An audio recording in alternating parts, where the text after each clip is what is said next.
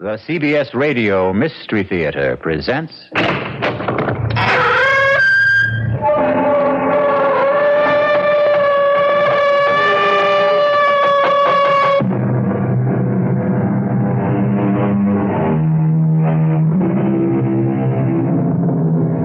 Come in. Welcome. I'm E.G. Marshall. Welcome to the sound of suspense, to the fear you can hear, to the world of terrifying imagination. They say, hell hath no fury like a woman scorned. And perhaps it's true. But the question is, how long can that fury endure? How long can the passions burn? Well, Miss Charity Youngblood was left waiting at the church some 200 years ago, and she still isn't over it.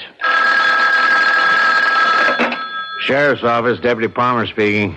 Sheriff, there's someone who wants to murder me. Yes, sir. Your name, sir? Well, is that important? Yes, sir, it is.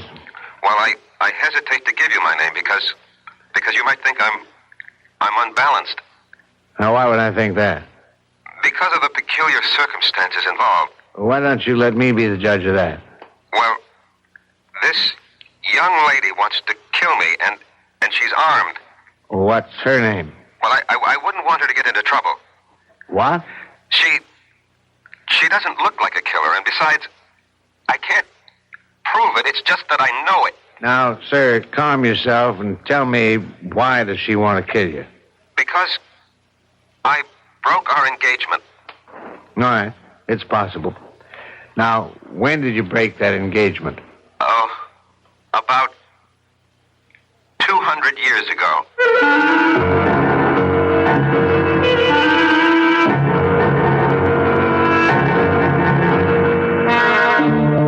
Our mystery drama, A Dream of Death, was written especially for the Mystery Theater by Sam Dan and stars Michael Tolan. It is sponsored in part by Anheuser-Busch Incorporated, brewers of Budweiser. I'll be back shortly with Act One.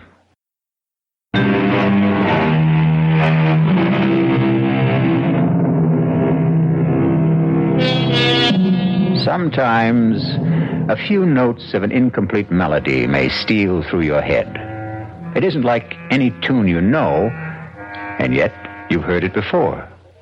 For no reason, a name, a noise, an aroma may evoke a dim and distant memory. A memory of a place you cannot clearly remember, but it's a place you cannot completely forget. A great poet said, "Life is a dream, and even dreams are dreams." Perhaps. But sooner or later, there must be an awakening for every dream.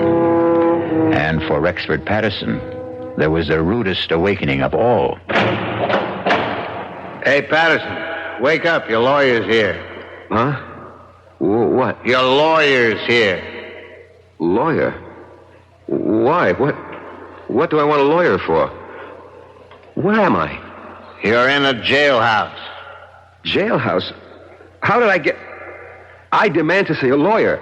Mister, no sooner said than done. He's all yours, Counselor. All right, Sheriff, if you would leave us.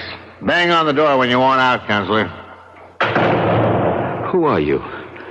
Why am I in here? My name is Peter Evans. I'm an attorney. I was retained by the university on your behalf. Why do I need a lawyer? Why? Well, you're going to be tried for murder. Who is? You are. But that's impossible. You don't remember? Murder? Murder. No. Well, according to the sheriff, you were found unconscious on the floor of your study and she'd been shot. Who? Your fiancée. Charity? I killed Charity? No.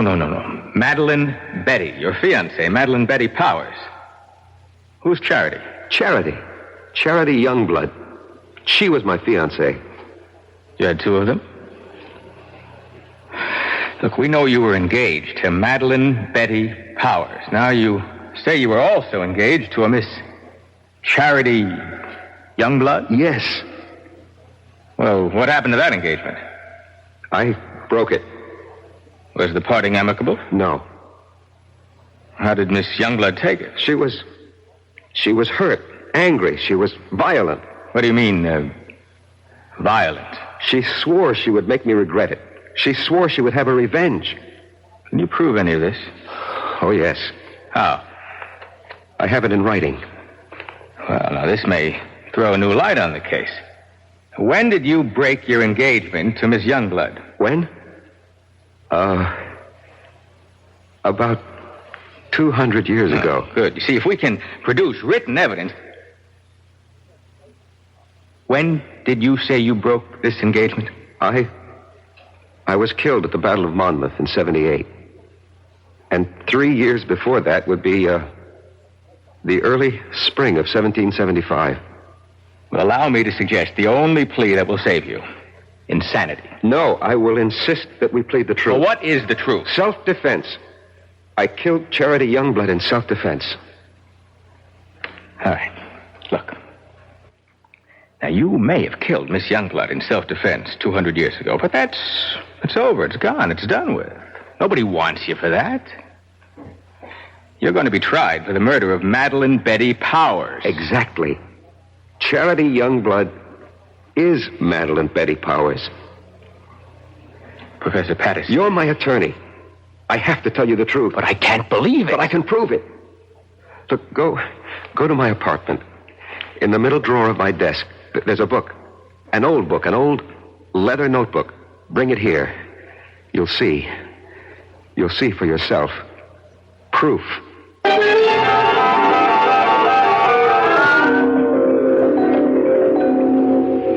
You read the book? Yes. It's a diary kept by a girl named Charity Youngblood, daughter of a Connecticut gunsmith during the Revolutionary War. She was jilted by a young officer named Eli Wallington. Naturally, she was quite upset about it. But where is the proof you promised me? I was that young officer. I was Eli Wallington. Look, Professor Patterson, if I'm to represent you, you'll simply have to tell me... The truth. I know the truth. But I tell you the truth and you refuse to believe me. It's impossible to believe you. Impossible. That's the key word. Well, today's commonplace was yesterday's impossibility. People said it was impossible to transplant a heart, impossible to walk on the moon. You're talking about reincarnation. Last summer, I stopped at an antique shop in central Connecticut. Heaped high on a counter was a pile of old pictures, letters, books. I picked up that little notebook, the one you're now holding. I read that name, that hand-lettered name, Charity Youngblood. And suddenly I felt as if I'd been stabbed through the heart. I knew that name. I knew that name. Please, Professor Patterson. No, don't tell me to be calm. Don't humor me. Just listen to me. I knew that name. I knew the girl. I knew the time. I knew the place. Here, turn to the page where she describes how he proposed to her. Just don't see how Just all of... do it. All right. Is this what you want? Monday. Eli proposed marriage to me this morning. I read the name Eli. An electric shock ran through my system. I knew I was Eli. And the entire scene ran through my mind. Exactly as she wrote it in her diary. Exactly.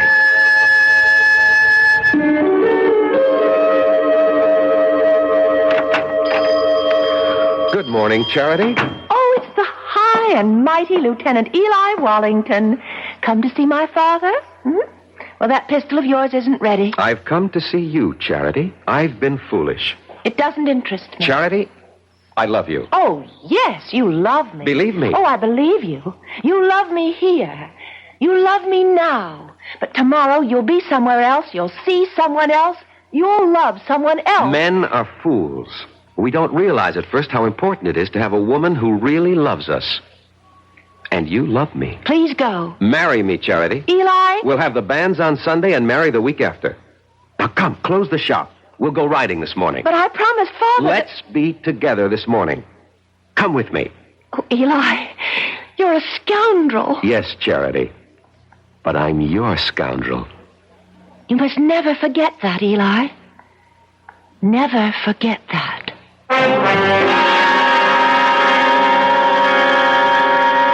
What are you trying to tell me, Professor Patterson? Don't you see, as Eli Wallington, I had lived through that scene. I knew how I felt. I loved her. How do you know you were Eli Wallington? How do we know you're Peter Evans? You just know, that's all. None of this is proof in a court of law. You can read in her diary. Yes, Sunday. This morning, the banns were read in the church. But Eli never married her. Do you know why? Because Charity was right. The very next week, Eli was somewhere else. He saw someone else. He loved someone else. He never saw Charity again. And 3 years later, he was dead at Monmouth. Turn to Charity's diary. See what she wrote when she heard the news of Eli's death. Here's the evidence you need to defend me in court. Read it. All right. Now, Friday. This morning, the Reverend Fallowfield came into the shop with news.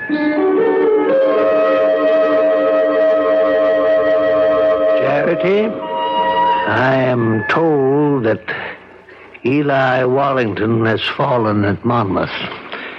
I thought you might wish to know. Thank you, Reverend. He died bravely for his country, and I hope you can find it in your heart to forgive him. I will not forgive him. Charity. On that Sunday, that awful Sunday, I swore I'd kill him. But the boy is already dead. He'll live again. I'll live again. I'll find him and kill him. Give up this frightful hatred before it destroys you. He won't escape. If only I could help you, Charity. No one can help me. And no one can help Eli. Somewhere, somehow, someday, I'll have my revenge.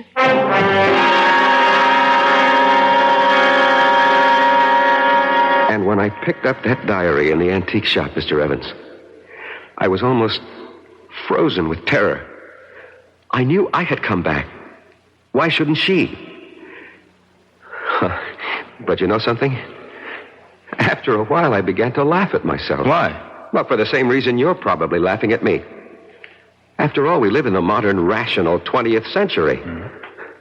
Every night, I'd sit alone at home and wait for Charity to come and kill me. And nothing happened. She didn't show up. No. And you can't maintain an emotional pitch forever. And so soon, I stopped thinking about it. And then one afternoon, I was sitting in my study. Come in, it's not locked. Good afternoon, Professor Patterson. Yes. Let me see, you're Miss... Powers. Madeline Betty Powers. I'm scheduled for a conference at exactly 1500 hours. 1500 hours? 3 p.m. We use this terminology at the engineering school. Oh, I see. You're an engineering major, Miss Powers? Have you any objections? Oh, no, certainly not. Professor, I require 3 credits in the humanities for my degree. I chose your American history course. I am flattered. It was the only one open. You shouldn't have said that. Oh, I have no interest in the dead past, only in the dynamic present. How can I survive your course? First, show up for class, occasionally. Second, don't snore too loudly at my lectures. Third, write me a term paper. On what subject? Oh, any subject related to the Revolutionary War. I know what I'll do. I'll write a novel. Miss Powers, what are you saying? Yes, a novel. A novel about a girl. But, Miss Powers, you ask for an easy way out. A novel is the most difficult project. You know what gave me the idea for it, Professor? This antique pistol on your desk. What? Broken down, rusty old relic? It just came to me by just looking at it. I'll write about a girl whose father was a gunsmith. What did you say? In one of the 13 colonies, Connecticut. But, Miss Powers, do you know anything about Connecticut during the Revolution? No, I'll make it up. After all, it's a novel. Have you ever been to Connecticut? No, never in my life. Now, the heroine of my novel will be beautiful, sexy. I can see her. I can just see what she looks like. And her name, I even know her name. What is it? I think I have a good one. Her name... No, don't tell me. Write it down on a piece of paper. But don't let me see what you're writing. But why? Please do as I ask, Miss Powers. All right. You've written her name? Yes, Professor. Her name is Charity. Charity Youngblood. Professor Patterson, how did you know?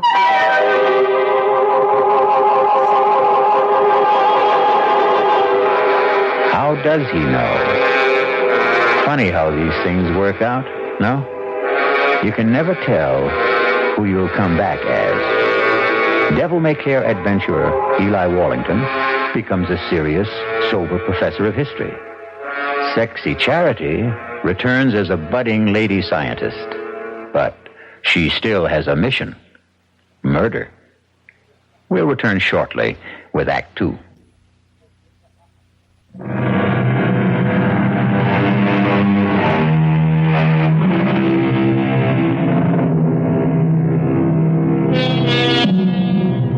Professor Patterson, a quiet teacher of history, is in jail, accused of killing his fiancée.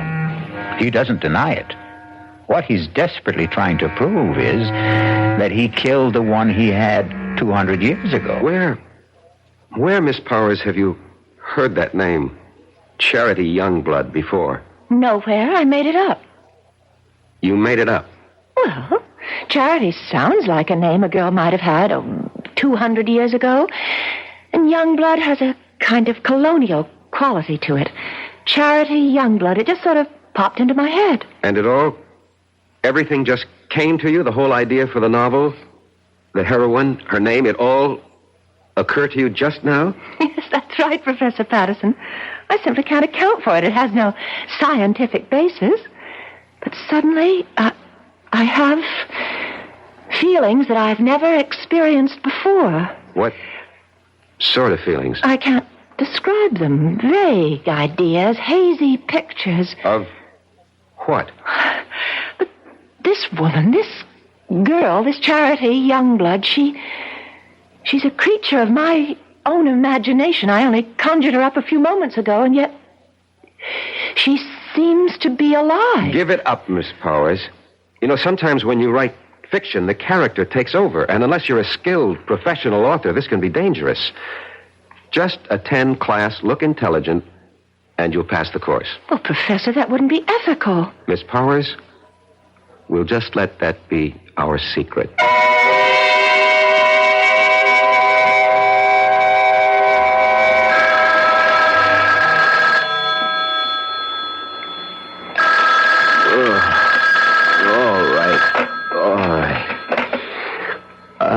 Hello. Professor Patterson, this is Miss Powers. What? Miss Powers? Madeline Betty Powers. Did I wake you? I'm sorry. I know it's midnight, but I must see you at once. Please. Well, Important. Where? Well, I'm calling from the all-night cafeteria at the Student Union building. I'll be there. Oh, thank you, Professor.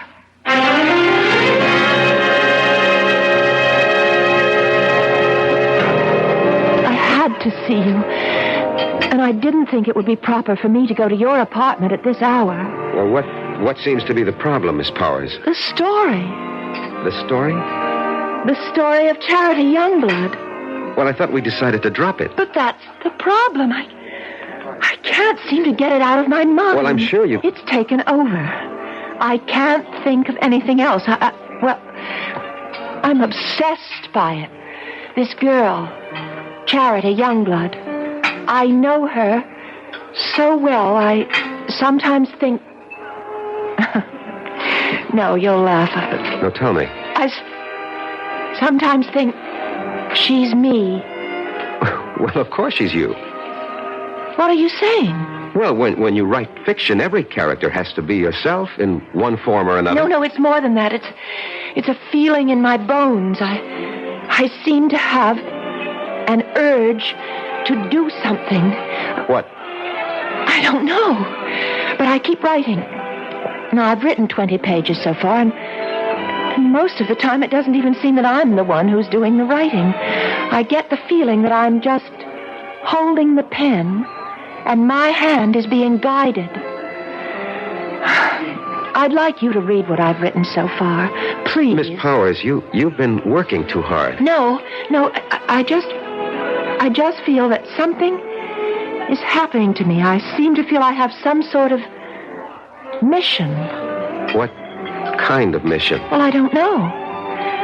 But every day I feel it's becoming clearer. But I still have no idea of what it is.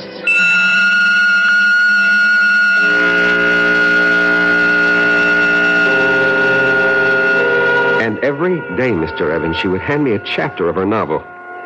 And that novel will win me acquittal in court. Why? Because each chapter is word for word a day in Charity Youngblood's original diary. In Madeline Betty's own handwriting. Where's that novel now? In my desk. I did everything I could to get her to stop writing, hoping that somehow I could get her mind off it. But of course that was useless. After all, if she really was Charity Youngblood, and there was no doubt in my mind about it, nothing would stop her from finding it out. And every day she was getting closer. Not just to Charity, but to me. Professor, I decided to give Charity a love interest. We're about to have the war, and I've created a young cavalry officer of the Connecticut Brigade. I have a name for him, Eli Wallington. Eli Wallington? Yes. Miss Powers, you've already written more than enough to earn a good grade. It's already longer than the average term paper. Oh, but I have to finish. Why? This whole thing started as a term project. Yes, it may have started that way, but now it's something that belongs to me, and I can't help it. I have to keep writing until... Until? Until something happens. What? What is supposed to happen? I don't know. But I'm afraid. I'm very much afraid.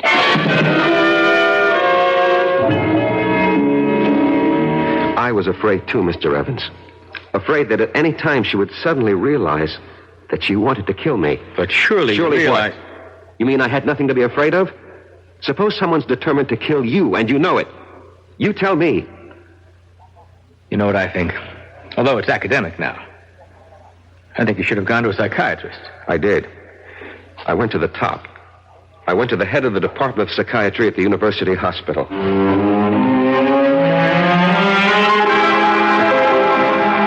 All right.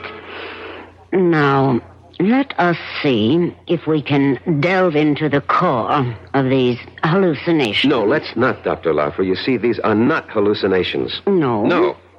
These are matters of fact. I know them to be true. You're talking about reincarnation. Yes. And you obviously don't believe in it. That's hardly the point. It may exist, for all I know. However, if it does, then we have no way of knowing who we were in a past lifetime. Perhaps we had no way of knowing. Perhaps today, with heightened powers of communication, perhaps our modern scientific technology has upset certain natural balances. Whatever. The fact is, I know. If you know, you know. What do you want me to do? Suggest a way I can live with it. I'm afraid I don't understand. Look, if a man was an alcoholic or a drug addict or a gambler, and he said to you, this is what's wrong with me, how do I live with it? What would you tell him? You are oversimplifying. I am I'll coin the word. Reincarnate. How do I live with it? Especially since my life is in danger. Very well. Why is your life in danger? I told you. Charity Youngblood wants her revenge. And she's here in the person of Madeline Betty Powers to exact it. Don't you see what you must do? No. This is all within the framework you yourself have created. If you remove the motive, you can prevent the crime. I still don't know what you mean. If she wants to kill you because you jilted her, well, all you have to do is give her satisfaction. How? Marry her. Marry her? Marry Madeline Betty? She's hardly my type. You're 32 years old. You're not married. Are you going with anyone? No. But marry her? How do I know she'll have me? Were you once Eli Wallington? Yes. Was she once Charity Youngblood? Yes. She'll have you.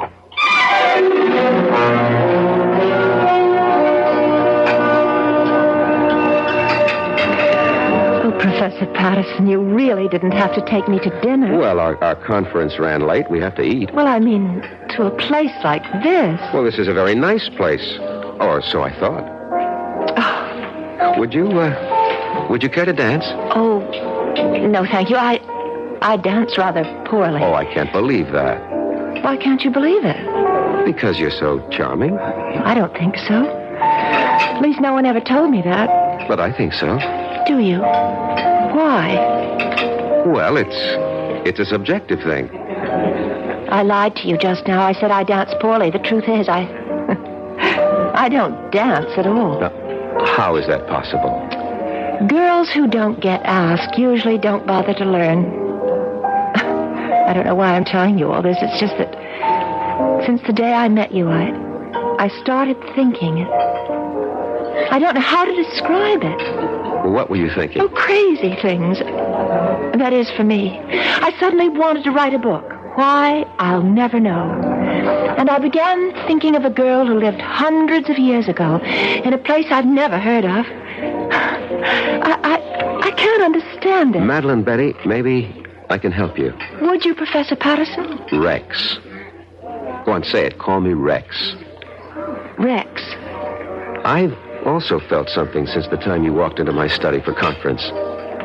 And I've been trying to analyze it. And I finally discovered what it is. It's love. Professor Patterson. Rex. And so I'm asking you, I hope that you will marry me. If you're going along with what Rex believes, they're playing the scene again. Rex and Madeline Betty have now reached the point where Eli proposed to Charity. Charity said yes, but will Madeline Betty? Yes or no will be the first word you will hear when we return shortly with Act 3.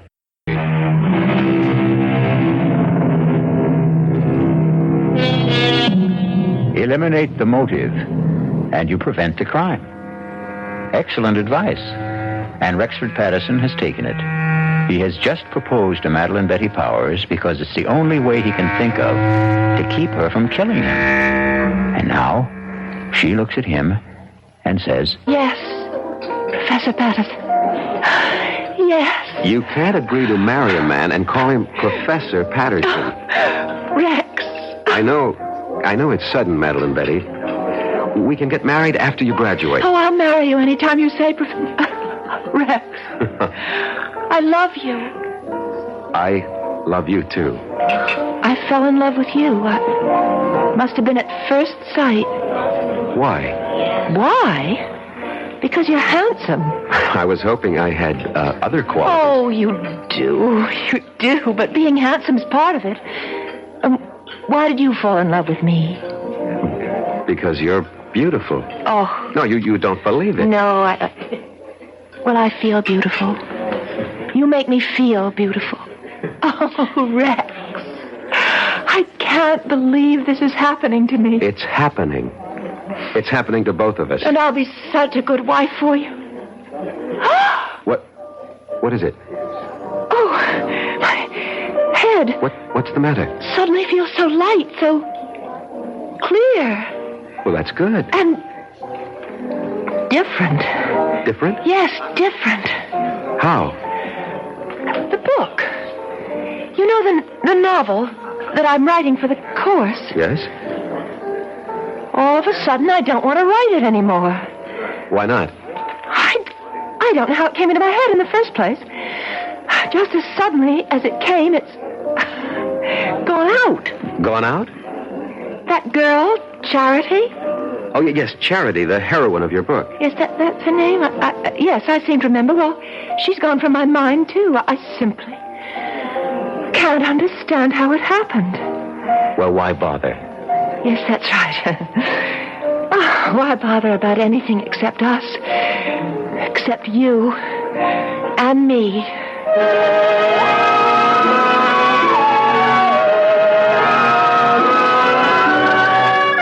So you proposed to a professor and you were accepted. She seemed happy. Apparently you were reconciled. What was the problem? The problem was, Mr. Evans, I didn't really love her. Just as Eli didn't really love Charity. But within the theory you'd set up... Don't call it a theory. It's a fact. Oh, whatever, but this is what you had to do. You had to marry the girl. And I tried hard. But she made it impossible. She was... What did she do? Nothing, really. She was just so grateful to me. You pay attention to a wallflower, and what you create for yourself is a clinging vine. A vine that can strangle and suffocate you. And besides... Yes? Besides, there was Susan Miller.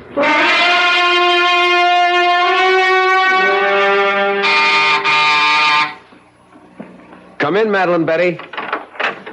I'm not Madeline Betty, but I came in anyhow. Well, how do you do? Professor Patterson? Yes? I'm Susan Miller, of the English department. You're new here. Oh, I received my teaching appointment last week. Early American Lit. A favorite field of mine. Well, that's the scoop on campus. Anything early American, see Rex Patterson. I just thought we'd chat. Fix you a drink? A soft one. Naturally. Diet, if you have it. I'm watching my weight. Why? I think it's most attractive the way it is. Well, if you think so, I'll keep it that way. Did you know that General Burgoyne wrote a play? Yes, it was called Maid of the Oaks. And it was produced in New York during the Revolution. Yes, and I'll tell you who was in the cast.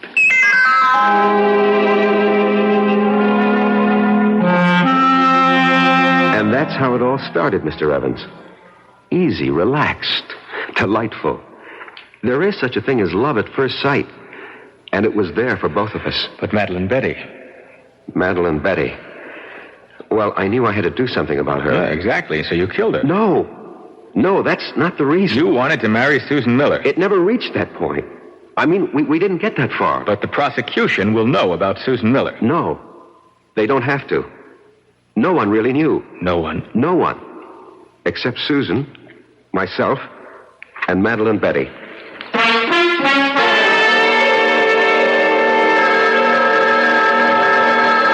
Get it. Hello? Hello? Is Rex, Professor Patterson there? Oh, who's calling? This is Susan. Miss Susan Miller. Rex, it's for you, Miss Susan Miller. Oh, thank you, Madeline. Yes, Susan? Rex, how about a drive in the country? I have considerable work to do. But I thought you had nothing to do all weekend. So did I, but, I have this research project. I see. Did your project answer the phone? No, it's nothing like that. Well, maybe we can get together tomorrow. Sure thing. Goodbye. Bye. And who is Susan Miller? She teaches here. I'll bet. What does she teach? English. You could look it up in the catalog. I'm sorry. I'm so jealous. Forgive me. You're forgiven. I just can't believe my good luck, that's all. Rex, you said you'd marry me any time I chose. Well, yes. Well, I choose now. Now? Well, next month. I want Mother and Dad and my sisters, and I have some cousins. I'd like to see the looks on their faces. The first Sunday next month. That's almost 4 weeks from now. Is that all right? Well, You haven't changed your mind, have you? But I had changed my mind, Doctor. I see. I wish I knew what doctors meant when they say, I see. Patterson, you are the one who set up the ground rules. You said she was Charity Youngblood. reincarnated to have her revenge. I know. I know. And using that, I suggested marriage. It was your only chance. I realize that, but you see, I really don't believe that anymore. You don't? I should have listened to you when you called it an hallucination. You agree with that now? I think I do. What caused this radical change? I'm in love. With whom? A woman. A woman? Yes, a woman. Not a girl, not an immature, neurotic girl, but a woman. A woman who is beautiful, intelligent, who has everything in common with me, who has something to offer me, just as I have something to offer her. And what of Madeline Betty or Charity Youngblood? Charity Youngblood was an adolescent delusion. You're hardly an adolescent. In many respects, I was. I fell in love with the idea of Charity Youngblood, this voluptuous creature, but... Yes. You grow up when you meet a real woman. As I said before, you're hardly a boy. It takes some of us longer than others. And Madeline Betty? What of her? She'll have to grow up, too. Somehow, all this, it doesn't seem fair to her. Life itself is unfair, Doctor. You make everything seem very neat. Somehow, I don't think you'll be able to unwrap the package as easily as you think. But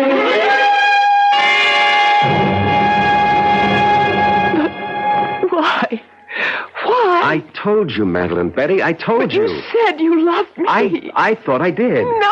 Oh, please, Madeline Betty, don't make this difficult for both of us. Oh, Rex, please, marry me. No, it wouldn't be right. I told everyone, my parents, my sister, my friends.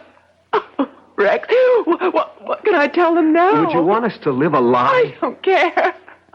Rex, why did you do this to me? These things happen. You loved because I was here. You went somewhere else. You saw someone else. Now you love someone else. What are you saying? I don't know what I'm saying. Look, you'll find someone else, too. I'm sorry, Rex. I've been speaking to you like a fool. You want to break our engagement? Only because it would be best for both of us. For whatever reason. I won't stand in your way. Excuse me. Hello? Rex? Could you... She doesn't have to call back. I'm leaving. But before I go, Rex, I'd like to have a memento of us. I'll leave you what I wrote about Charity Youngblood, and, could I have... Anything, Madeline Betty. That... Anything.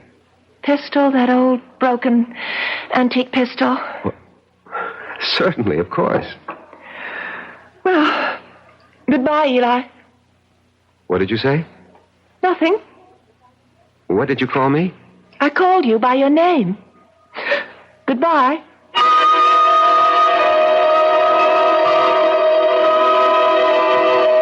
That night, Mr. Evans, she left the college. Her roommate called me and said Madeline Betty had disappeared. Didn't you feel that perhaps you should investigate? No. Well, to tell you the truth, I felt relieved. I thought she was embarrassed and had decided to go somewhere, and I forgot all about her. You forgot? How could you forget? Maybe I wanted to forget. Anyway, about a week later, I came home. It was late at night.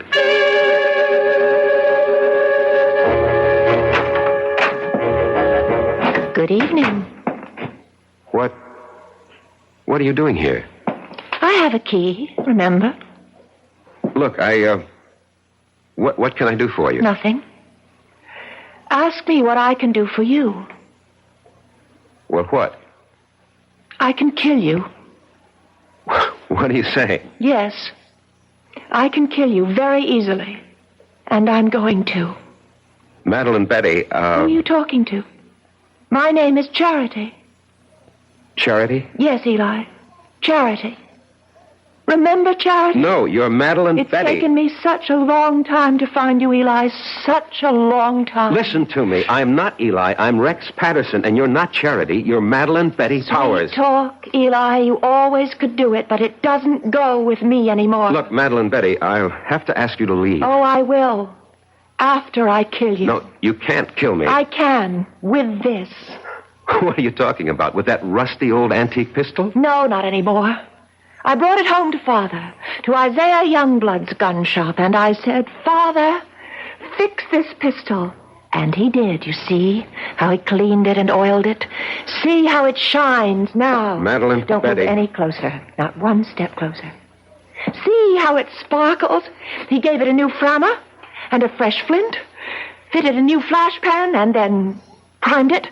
Poured in the powder, rammed home the ball, and now it's ready to fire. Charity, no. Get away from me. Take your hands off. No. Get away Drop from it. me. Let go of me, Eli. Charity, Eli. drop it.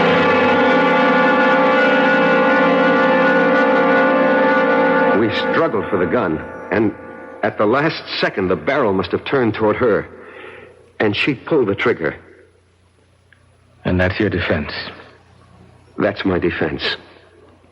You want me to plead that defense? I want you to tell the jury exactly what happened, why it happened, and the way it happened. Show them the written proof. You're sure that's what you want me to do? Yes, I'm sure. I'm sure because it's the truth. Well, I hope the jury buys it. Would you have bought Professor Patterson's story? You would. A pity you weren't on the jury. Because 12 good men and true, actually 6 of them were women, deliberated for a full week and decided that Rex would have to pay the price. Not just the price for Madeline Betty, but also, as it turned out, the price for Charity. I'll be back shortly.